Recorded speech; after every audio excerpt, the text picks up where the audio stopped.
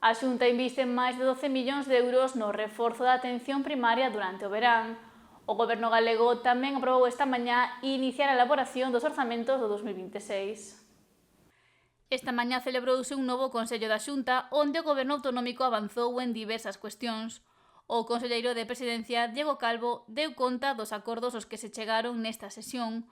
Un dos máis destacados é a aprobación do novo plan de cobertura da atención primaria no verán do 2025, iniciativa na que se investirán 12,1 millóns de euros para reforzar e garantir a calidade asistencial neste período estival. Cales son as medidas? Pois o novo plan de cobertura da atención primaria establece a creación dunha bolsa de persoal voluntario dispoñible para cubrir as gardas nos PAC e que suma, de momento, 149 profesionais. Ademais, a participación voluntaria dos médicos do 061 nas gardas de urxencia da atención primaria. En terceiro lugar, ofertas de mobilidade temporal, que teñan como destino os centros de saúde onde se sea preciso un reforzo. E, en cuarto lugar, un programa de reforzo no que pode participar persoal residente MIR de cuarto ano nas especialidades de pediatría e medicina familiar comunitaria.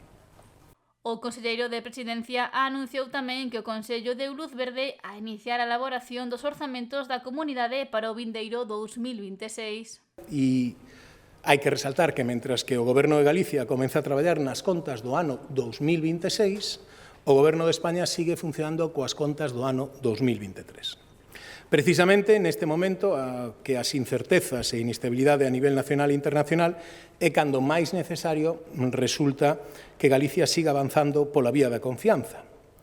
As novas contas contarán coa previsión para culminar os proxectos financiados polo Plan de Recuperación, Transformación e Resiliencia que deben estar executados, como saben vostedes, en agosto do 2026.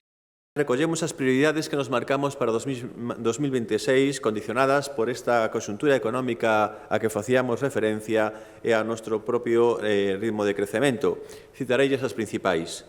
Aumentar o crecemento potencial da economía galega mediante a modernización e innovación dos sectores produtivos que permitan mellorar a capacidade de crear empregos de calidade.